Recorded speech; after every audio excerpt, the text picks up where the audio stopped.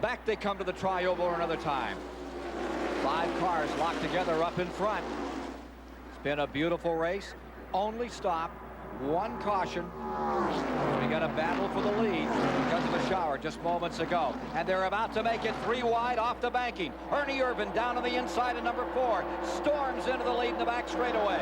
Ernie Irvan out of Modesto, California. Hits. He's into Elliott. They're sliding, trying to correct. Picked him up. Into the wall goes Sterling Marlin. And the leaders are all in trouble here. Richard Petty's car getting hit. A serious crash in the back straightaway.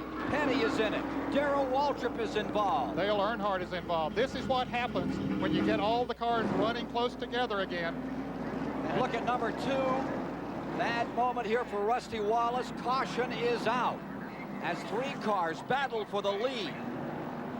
Waltrip in the same area where he rolled over 8 times the 4th of July. This time he just slides across the grass. Irvin's car comes to rest. Rusty Wallace's car is there. Okay, we're going to take a look now at the wreck as it happened. Sterling Marlin down on the inside of Bill Elliott, then Ernie Irvan came down on the inside of them. They all got together, couldn't get loose, and the other cars behind them just had nowhere to go once they started spinning. Here they're coming off of turn 2. See Elliott up on the outside in the red number 11, Sterling Marlin in car number 22, and take a look at what happens here as the number 4 draws off that second corner from this vantage point. Neil? Ken, I tell you, one problem we've had is when the cars get 2 abreast, that gives a problem. When they get 3 abreast, that's what really gives them a problem. It gets the cars moving around.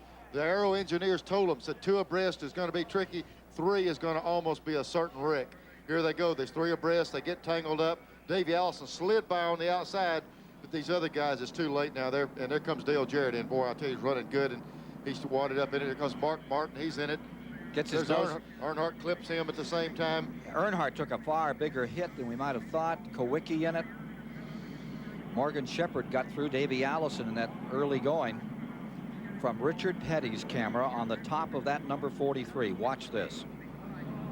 And he's following along behind Alan Kowicki, and he has seen the wreck, so he slows it. He cuts it down onto the inside, onto the grass area, and you can see the hood come up when he went across that grass. Apparently it knocked the front spoiler up, and he's taking a ride down towards Lake Lloyd.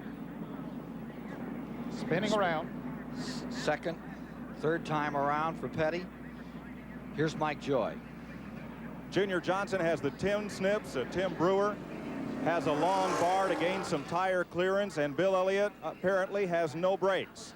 He came in here and they really helped haul this car to a stop with about 6 people, and the car is now being brought back behind the wall. Junior, what's the worst of the trouble? Allison first, Shepherd second, Trickle in third.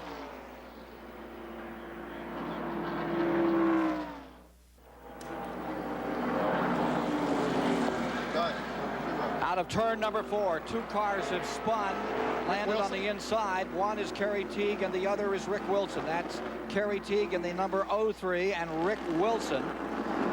Wilson's car number 8 had been having a fairly good ride back in 19th spot, immediately pulls on to pit road, and the Kerry Teague car was running considerably further back in the 29th position. Can I believe that one of those cars started to make a pit stop maybe and tried to get down on the inside to come to the pits, and he got tagged. I'm not sure which one he was. I just happened to look up as they were coming off of that turn, and they were down on the low side of the racetrack and got together. Now this will be a break for those that need to make a pit stop. Here they are. There's Rick Wilson down on the inside, and here's Kerry Teague coming up behind him. It looked like maybe Rick Wilson was headed for the pits, and Teague comes up and runs into him. Runs into the back of Rick Wilson's Ford and spins him around. Ed, I believe you're exactly right, because he was slowed down the inside, ready to come in and stop, and looked like he didn't see him. He just nailed him.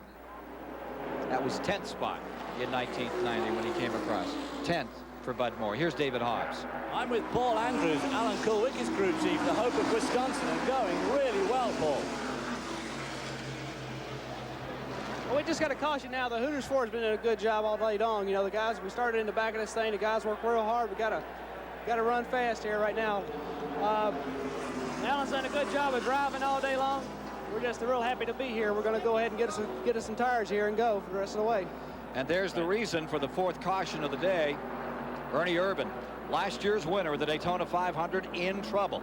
Down on the bottom of the racetrack, brings out the yellow another time, giving everybody a chance to top their tanks and create a 6-car shootout to decide the winner of the 34th 500.